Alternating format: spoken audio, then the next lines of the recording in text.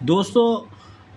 हम जानते हैं हमारे भारतीय सभ्यता संस्कृति के तहत हमारे प्राचीन काल या आदिम युगों से ही एकता एकत्र होकर अपने बीच के अभिज्ञ और गुरुजनों को अपनी सरकार सरीखा सामूहिक तौर पर गठित होकर अपनी जीवन को सरल सुगम और सुलभता पूर्वक जीवित रहने के लिए उपलब्धता अनुसार मानव सभ्यता को आगे बढ़ाने के उद्देश्य से अपनी संपत्ति की रक्षा एवं व्यवहार योग्य आविष्कार इत्यादि करते सरकारीकरण या गैर सरकारीकरण करने या होने के हमारी प्राचीन भारत के ही अनेक प्रमाण मिलते हैं। और संपत्ति का सरकार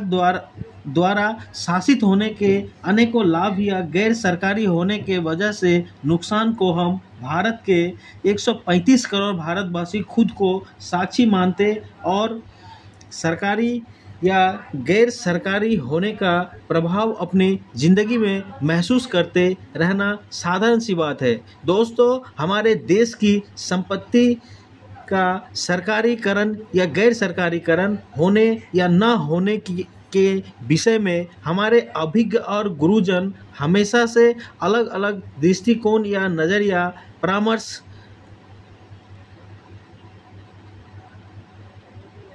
परामर्श या समीक्षा के तौर पे अनेकों मामलों में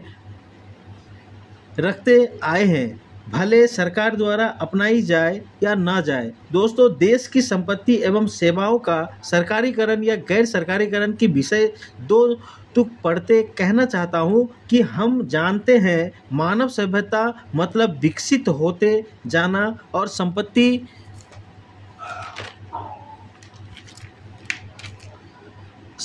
एवं सेवाओं का सरकारीकरण गैर सरकारीकरण यानी प्राइवेटाइजेशन एंड पब्लिकाइजेशन हमारी सरकारों की दृष्टिकोण और नीतियों पर निर्भर करती है। दोस्तों, अंग्रेज से पहले हमेशा की भांति राजकीय शासन व्यवस्था थी। संपत्ति एवं सेवाएं राजा महाराजा तय करते और मालिकाना हक राजा महाराजा एवं परिवार वर्गों की ही हुआ करती थी। इनके उपरांत अंग्रेजी हुकूमत के संग अनेक देश के व्यापारी आए, विकास के नाम पर देश की संपत्ति एवं सेवाएं निर्माण कर जनता को बराबरी के हक दिलाने नाम पर सारी संपत्ति सेवाएं एवं जमीन हड़प कर अपनी मालिकाना हक सरकार को सौंप दिए गए और थोड़ी बहुत जनता के नाम कर विकास के नियत से हमें और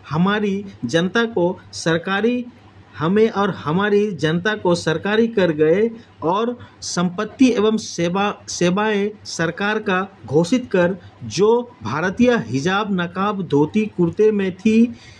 स्कर्ट्स साड़ी चोली घाघरा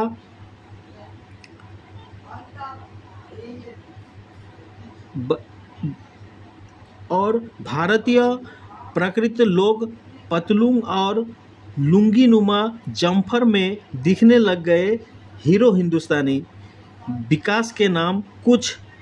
रेलवे इंजन विकसित हुए और रह गई केवल मात्र मुंह में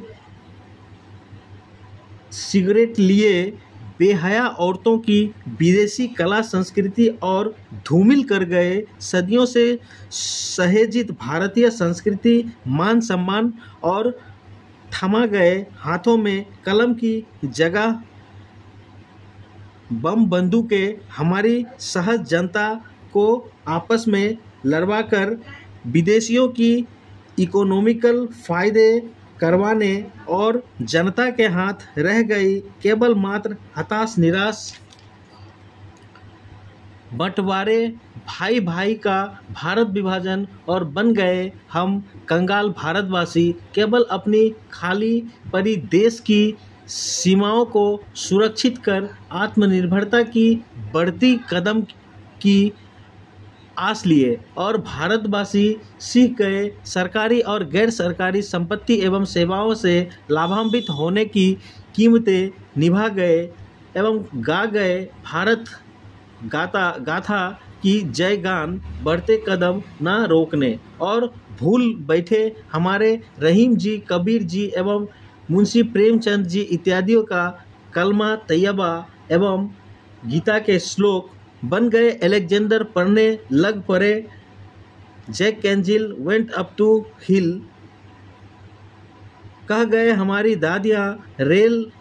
बैल ऑयल गैल। दोस्तों, उसी भांति वर्तमान समय में भी देश की संपत्ति और सेवाओं के सरकारी और गैर सरकारी करण को लिए आए दिन बहस देखने सुनने को मिलता और गैर सरकारीकरण की और विकास के नाम पे बढ़ते हमारी दैनंदिन ज़रूरतें, सेवाओं जैसे हमारी न्यायालय,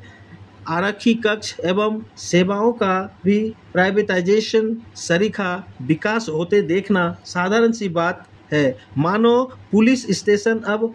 आपको कोई कॉफ़ी शॉप की भांति हमारी नवाबजादियों को परोसने गवर्नमेंट बेचैन है और न्यायालय मानो कोई फिल्म स्टूडियो में तब्दील कर दिए जाएंगे निकट भविष्य में। और हमारी विधानसभा एवं लोकसभाएं भी गैर सरकारी बनवाकर केवल जनता को देने बजाय जनता से टीवी मोबाइल